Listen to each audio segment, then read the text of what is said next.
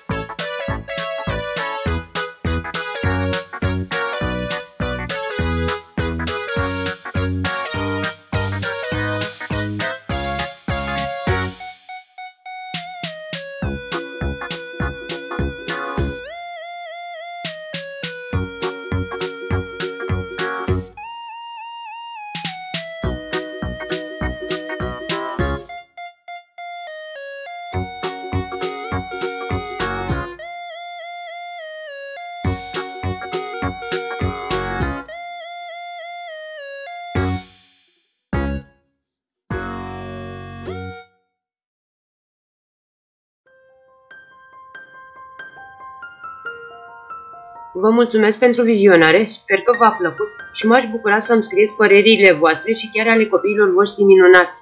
Vă pup și ne auzim cât de curând la următorul tutorial.